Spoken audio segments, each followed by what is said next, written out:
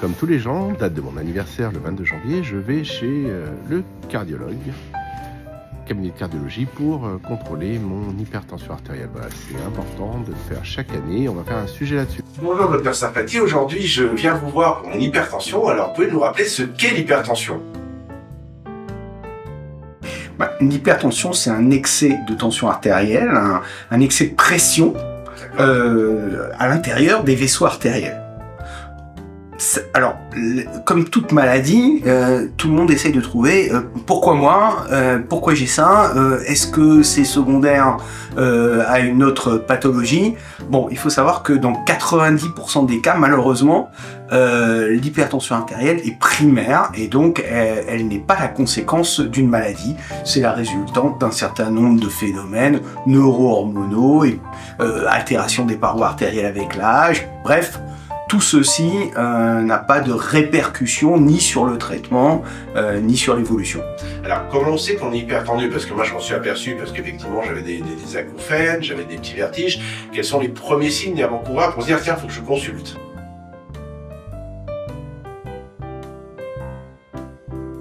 Alors, c'est le problème de l'hypertension artérielle. Dans la très grande majorité des cas, il n'y a aucun signes cliniques d'appel.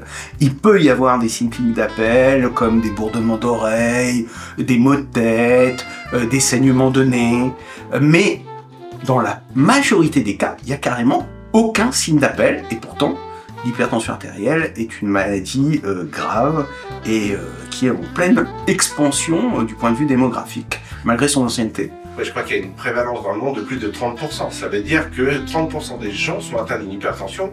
Et j'ai vu aussi que la moitié des cas ne le savaient pas. Absolument, c'est ça le drame. Hein. Donc quand on a un signe d'appel, quand on a des symptômes, on est tenté de, bien sûr de consulter un médecin. Quand on sent rien de spécial, on n'a pas spécialement envie d'aller chez le médecin.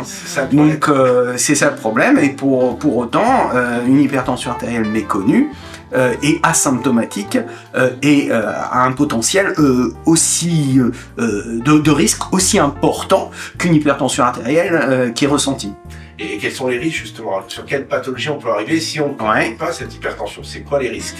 Les risques, ils sont multiples. Il y a des risques au niveau cardiovasculaire.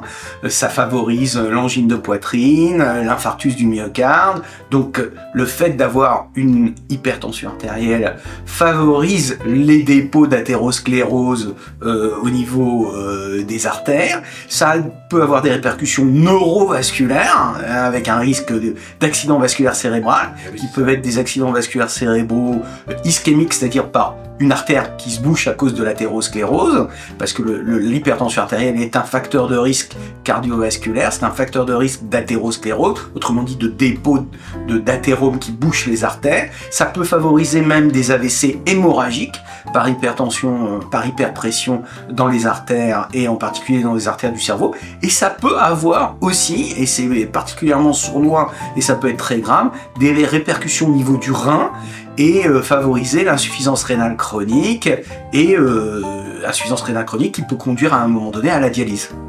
Donc une personne, je vais faire une digression, une personne qui a du cholestérol, donc potentiellement la possibilité de créer des plaques d'athérome, parce que la plaque d'athérome va protéger les vaisseaux pour éviter justement qu'ils cassent. En fait, la fonction du cholestérol, c'est une fonction protectrice. Donc si on a un excès de cholestérol, on a un risque plus grand d'avoir des plaques d'athérome. Est-ce qu'il faut consulter systématiquement un cardiologue ou passer par son généraliste quand on a un excès de cholestérol? Là, indépendamment de l'hypertension artérielle. Indépendamment. Alors, effectivement, donc, alors, on n'est pas obligé de passer par un spécialiste de manière systématique quand on a un excès de cholestérol. Et puis, il y a excès de cholestérol, ça dépend du niveau de taux de cholestérol qu'on a, et ça dépend aussi du nombre de facteurs de risque cardiovasculaire qu'on a, et aussi du fait qu'on ait été déjà malade, potentiellement à cause du cholestérol, ou qu'on n'ait jamais eu aucune maladie. Donc, le fait de traiter quelqu'un pour le cholestérol dépend de plusieurs facteurs, dont le niveau de cholestérol. Et effectivement, si le taux de cholestérol est modérément élevé, on n'est pas obligé de consulter un spécialiste directement. En revanche, si on est à un niveau de cholestérol qui commence à poser vraiment, qui est considéré comme un risque et pour lequel on a des arguments pour dire qu'il faut traiter, à ce moment-là, c'est bien effectivement de consulter un spécialiste pour savoir s'il y a déjà eu une répercussion et confirmer qu'il faut bien traiter cet excès de cholestérol. Donc, est-ce qu'il y a une corrélation entre l'excès de cholestérol et l'hypertension? Pas forcément. Pas forcément, on peut avoir une hypertension artérielle sans avoir d'excès de cholestérol et un excès de cholestérol sans avoir d'hypertension artérielle, ça c'est clair. Maintenant, quand on a de l'hypertension artérielle et un excès de cholestérol, c'est un potentiel de risque supplémentaire. Et maintenant, les nouvelles recommandations disent que dans un tel cas de figure, il vaut mieux traiter les gens pour un niveau d'hypertension artérielle inférieur à ce qu'on ferait si le patient avait juste de l'hypertension artérielle. Alors justement, on va faire un petit point sur la fameuse pression artérielle. Quels sont les chiffres où on doit s'alarmer? Quels sont les chiffres de base? Les chiffres, on va dire, où l'organisme fonctionne bien sur les deux pressions. Il faut expliquer ce que sont les deux chiffres et quels sont les premiers chiffres où on doit s'alarmer.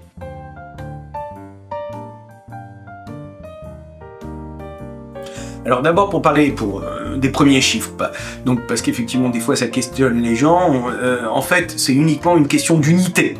Quand on dit 140 mm de mercure et 14 cm de mercure, c'est exactement la même chose. Donc effectivement le médecin peut vous dire que vous avez par exemple 14,8 d'hypertension, pardon, 14,8 de tension artérielle ou 140-80 de tension artérielle, c'est exactement la même chose.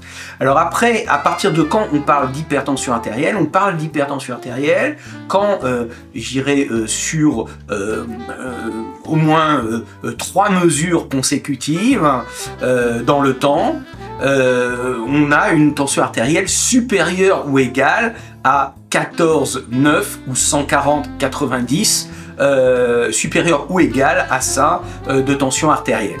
Donc c'est la définition actuelle qui est unanimement reconnue d'hypertension artérielle. Mais pour sensibiliser le grand public et parce qu'on s'aperçoit que l'hypertension artérielle est sous-diagnostiquée, sous-traitée et même sous-contrôlée quand on la connaît, on commence à sensibiliser les gens en disant qu'on parle de tension artérielle entre 120 et 139 mm de mercure. Alors ça ne veut pas dire qu'on va traiter les gens pour ce niveau-là, on va pas les traiter la plupart du temps, mais s'ils ont plusieurs facteurs de risque cardiovasculaire, on va volontiers les traiter, même pour ces tensions artérielles qu'on peut penser, ou qu'on a pensé pendant longtemps, comme strictement normales.